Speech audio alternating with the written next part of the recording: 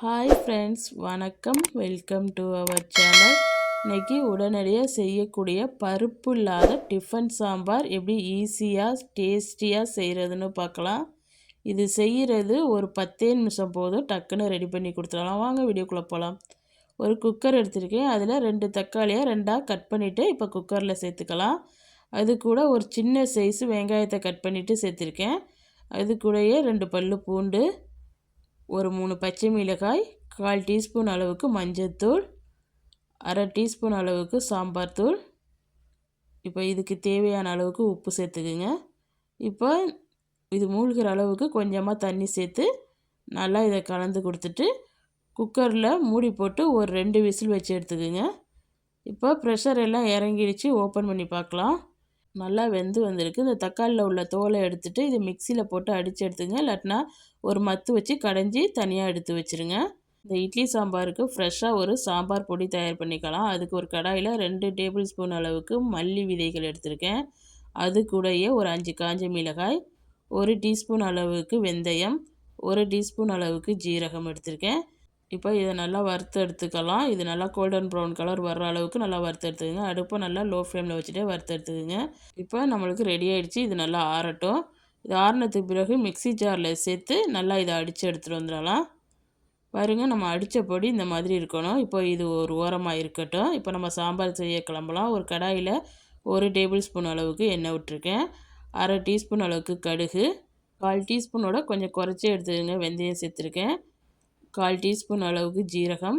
இப்போ இதெல்லாம் நல்லா பொரிஞ்சதுக்கு பிறகு 1/4 டீஸ்பூன் அளவுக்கு பெருங்காயத்தூள் சேர்த்துக்கலாம். இப்போ இதையும் சேர்த்து நல்லா பொரிய விட்டுருங்க. இப்போ இது கூட நான் ஒரு 10 சின்ன வெங்காயத்தை 1 2மாக கட் பண்ணி எடுத்துருக்கேன். இப்போ இதையும் சேர்த்துட்டு ஒரு கொத்து கருவேப்பிலை சேர்த்துருக்கேன். எல்லாத்தையும் நல்லா வதக்கி எடுத்துக்கலாம்.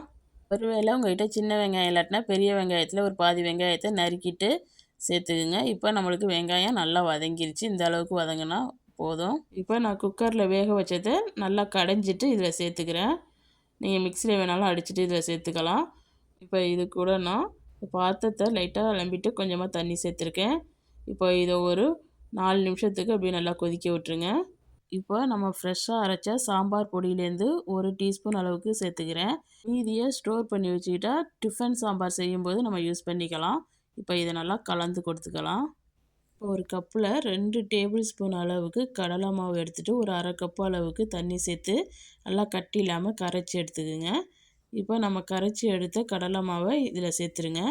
சேர்த்துட்டு இதை உடனே மிக்ஸ் பண்ணிவிட்டு உங்களுக்கு தேவையான தண்ணியை இந்த சமயத்திலே சேர்த்துருங்க. நம்ம அதுக்கப்புறம் தண்ணி சேர்க்க முடியாது. அதனால் எவ்வளோ தண்ணி வேணுமோ இந்த ஸ்டேஜ்லேயே சேர்த்துருங்க. சேர்த்துட்டு நல்லா மிக்ஸ் பண்ணிடுங்க. ரொம்ப தண்ணியாகவும் இருக்கக்கூடாது, ரொம்ப கட்டியாகவும் இருக்கக்கூடாது. நீங்கள் வீடியோவில் பார்க்குற மாதிரி இந்த மாதிரி இருக்கணும். அப்போ நல்லா டேஸ்டியாக இருக்கும். இப்போ இந்த சாம்பாருக்கு தேவையான அளவுக்கு உப்பு சேர்த்துட்டு நல்லா கலந்துட்டு ஒரு 5 நிமிஷத்துக்கு நல்லா கொதிக்க வச்சுக்கலாம். சாம்பார் நல்லா 5 நிமிஷம் கொதிச்சிடுச்சு. இப்போ ரெடி ஆகிடுச்சு. இப்போ இது கூட கொஞ்சமாக கொத்தமல்லி தலையை தூவிக்கிறேன். தூவிட்டு இதை நல்லா கலந்து கொடுத்துருங்க.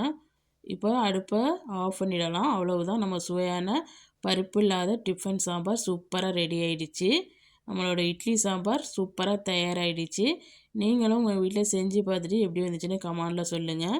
இந்த வீடியோ பிடிச்சிருந்துச்சுன்னா இந்த வீடியோவுக்கு ஒரு லைக் கொடுங்க. மறக்காமல் என் சேனலை சப்ஸ்கிரைப் பண்ணி வச்சுக்கோங்க. இந்த வீடியோ பார்த்த அனைவருக்கும் நன்றி.